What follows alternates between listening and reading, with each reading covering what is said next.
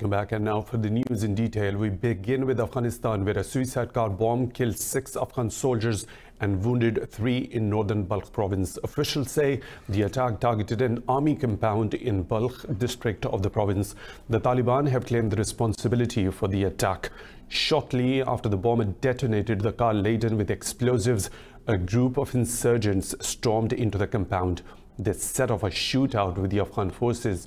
Provincial Governor's spokesperson Munir Farhad said fighting continued for hours before the attackers were repelled. In Islamabad, Saudi Arabia's Foreign Minister Faisal bin Farhan Al Saud met Pakistan's Prime Minister Imran Khan and discussed bilateral and regional issues. The Prime Minister thanked Saudi Arabia for supporting Pakistan's stance on occupied Kashmir. Earlier, the Foreign Minister met his Pakistani counterpart Shah Mahmood Qureshi on his maiden visit to the country. During the meeting, Qureshi said both the countries are looking forward to enhancing bilateral ties. Prime Minister Imran Khan says Pakistan is ready to respond to any Indian aggression. Khan said Indian ceasefire violations have increased since New Delhi revoked Kashmir's special status on 5th of August. Addressing a public gathering in Jhelum, Khan said Indian Prime Minister Narendra Modi is massacring Kashmiri Muslims. He said New Delhi has turned the occupied valley into a prison and it can stage any misadventure to divert the world's attention from the issue. Khan went on to say that Modi is turning India into Hitler's Germany. The Prime Minister said Indian people will eventually take a stand against Modi's oppressive measures. Responding to New Delhi's unprovoked aggression, the Pakistan Army has killed 3 Indian soldiers along the line of control. Army spokesperson Major General Asif Ghafoor said an Indian post was also damaged in the Haji Pir sector. The spokesperson said New Delhi violated the ceasefire in the last 36 hours. He said 2 Pakistani soldiers, Naib Subedar Kandero and Sipoy Ehsan, were martyred in the Deva sector along the LOC. He said the martyred Subedar belonged to Panuakil, while the Sepoy hailed from Jhelum city. Countrywide protests against a controversial citizenship law continue in India. Activists, politicians, right bodies and students are demonstrating against Prime Minister Narendra Modi's government. West Bengal Chief Minister Mamata Banerjee is leading a massive rally in Kolkata as an all-women sit-in continues in Delhi. Members of the Women India movement have gathered in Bengaluru, while hundreds of people rallied in Mumbai. A procession against the act will also take place in Aligarh, Uttar Pradesh in the evening. Meanwhile, the government has suspended internet in Agra and Mathura till Friday evening to curb the demonstrations. In India, 51 professors of the Banaras Hindu University have launched a signature campaign against the new Citizenship Act. The move comes after the arrest of at least a dozen of the university students for participating in the protest against the law. In a signed document, the academics requested the government to rethink the Citizenship Amendment Act's long-term implications. Meanwhile, Indian police in Uttar Pradesh have tortured minors, including a 13-year-old, for protesting against the law. The children told local media they were beaten on the street, in a police van, and then inside the police station. 25 people have been killed in the Anti-Citizenship Act demonstrations across India in the last 2 weeks. In Iran, authorities have disrupted internet services in several provinces ahead of planned anti-government protests. BBC reported outages while internet monitoring service NetBlocks confirmed a drop in usage. Social media posts have called for renewed protests and for ceremonies to commemorate the dead. In November, a rise in petrol prices sparked anti-government protests across the country. Demonstrators expanded their demands to cover calls for more political freedoms and other issues. Amnesty International said over 300 people were killed and thousands arrested in a crackdown by security forces that lasted days. China, Iran and Russia will hold joint naval drills in the Indian Ocean and Sea of Oman. China's defense ministry said military exercises will be held from December the 27th to December the 30th. Ministry spokesman Wu Qian said the drill will deepen cooperation between the three countries' navies. Qian said it is not necessarily connected with the regional situation. The announcement comes amid heightened tensions between Washington and Tehran. In June, U.S. accused Iran of attacking oil tankers in the Gulf. Washington has proposed a U.S.-led naval mission to prevent attacks on the international merchant vessels. Turkey says it will send troops to Libya following the UN-backed government's request. President Tayyip Erdogan said he will present deployment legislation to the Turkish parliament in January. He said Ankara and Tunis had agreed to support Libya's internationally recognized government of Fayez al-Sarraj. Erdogan pledged to support Tripoli against Khalifa Haftar's Libyan National Army that is trying to capture the Libyan capital. Hopefully, this agreement will pass from our parliament around January 8 or 9, and we will accept the invitation to send troops to Libya. This is the reason we are holding all these meetings. They are helping a warlord. We are standing by the legitimate government of the country and accept their invitation. He also said Tunisia, Qatar and Algeria are crucial for a political solution to the Libyan crisis. Meanwhile, Moscow has voiced concern over the move. Well, 7 people died after a boat carrying migrants sank in eastern Turkey's Lake Van. Bitlis province officials say 64 migrants from Pakistan, Bangladesh and Afghanistan were rescued. The officials said the boat capsized as it approached the Adil Chavez district on the northern shores of Lake Van. They said 5 people were found dead at the scene and 2 died in a hospital. The lake is near the border with Iran, from where migrants regularly cross into Turkey, heading west towards Europe. Moving on to Syria, where 5 pro-Iran fighters have been killed by unidentified missiles in the eastern province of Deir az-Zor. A war monitor says a missile targeted a pro-Iran militia's headquarters in the town of Al-Bukamal. It said drones may have been responsible for the raids, which caused loud blasts. Pro-Iran militias have backed Syrian President Bashar al-Assad's regime in an 8-year war. According to the UN, at least 400,000 have been killed in the Syrian civil war since 2011. In Yemen, 17 people were killed and 12 wounded in an attack on a market in the Sada Governorate. Tuesday's attack was the 3rd deadly assault on the same location in just over a month. 12 Ethiopian migrants were among the victims. The UN says 89 civilians have either been killed or wounded in the attacks on the market. Tens of thousands of people have been killed and millions displaced in the Yemen conflict since 2015. The United Nations has termed the war the world's worst humanitarian crisis. 11 soldiers have been killed after unidentified gunmen attacked a military detachment in the Somme province. Officials said the military base was attacked as soldiers were patrolling the village of Halale. Local media reported security forces managed to kill 5 gunmen in an exchange of fire.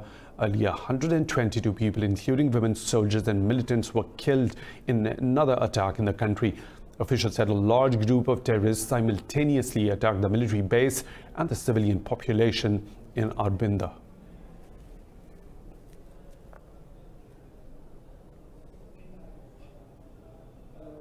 More stories to follow right after a short break. Stay tuned with the news.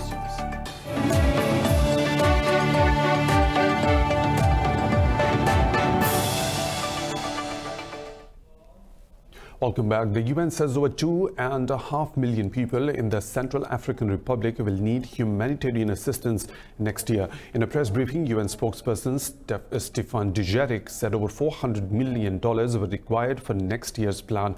Dujarric said nearly 700,000 people were displaced throughout the country.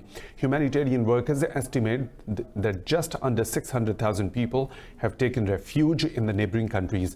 More than 1 million school-going children will need humanitarian assistance in education in 2020. He said nearly 180,000 children will need treatment for acute malnutrition.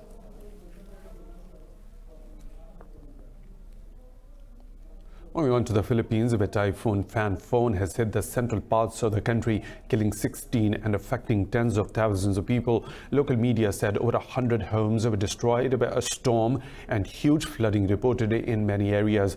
Authorities say thousands of people have been left stranded as ferries and flights were cancelled. With winds over 195 kilometers per hour, the typhoon tore roofs off houses and toppled electric posts as it cut across the country.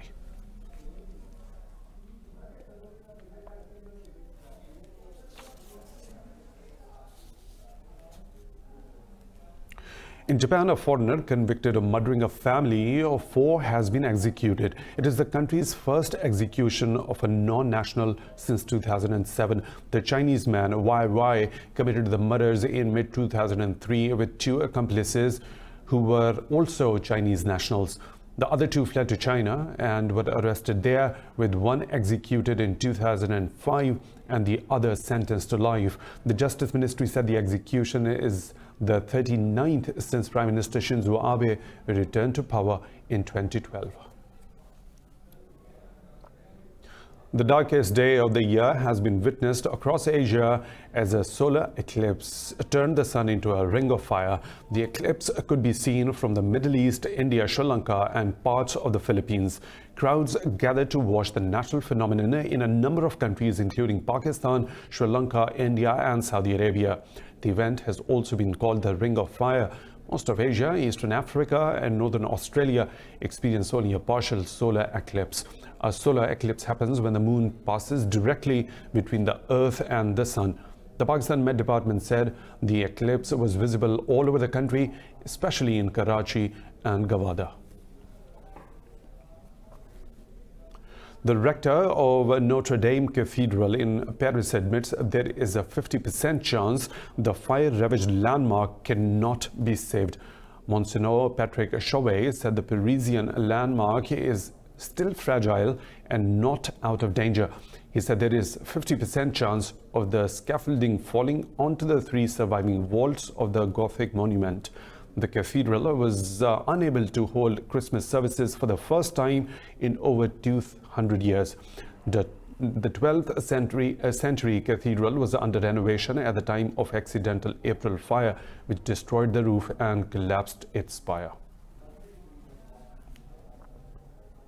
A staggering 8 million tons of plastic end up in the world's oceans every year. Much of it finds its way into the ocean from canals and rivers. Now, a local company in Amsterdam is working to remove plastic trash hidden under the city's waterways. More in this report. Plastic waste, whether in a river, ocean, or on land, can persist in the environment for centuries. According to a German environmental research company, rivers are carrying up to 4 million metric tons of plastic into the sea each year. In Amsterdam, bubble barrier technology is being used to remove the plastic from its canals. The Great Bubble Barrier is an idea that also can catch plastics which it's under the water surface, and also the smaller pieces which the boats don't get. The company claims the bubbles don't interfere with passing boats and don't pose any danger to fish or birds. A bubble barrier is basically a tube that we place on the bottom of a river or canal. It has holes in it and we press air through it, and that creates a bubble curtain like you see behind me. The air brings plastics that are floating in the water to the surface, and because we place it in an angle, it redirects the natural flow of the river and the plastics that are in there to the side where we collect it and where it can be removed. The United Nations says people need to improve the management of plastic waste. Less plastic is flowing out to the North Sea, and otherwise we also want to give insight into the total plastic problem, because the best is of course that no plastic falls into water in the first place. The company launched the Bubble Barrier project last month after small-scale test. If the project is successful, they have planned to deploy it in other parts of the country as well. Researchers say they have determined a cave painting in Indonesia is the earliest known pictorial record of storytelling. The painting in question was discovered in 2017 by a group of Australian archaeologists on the island of Sulawesi. More in this report.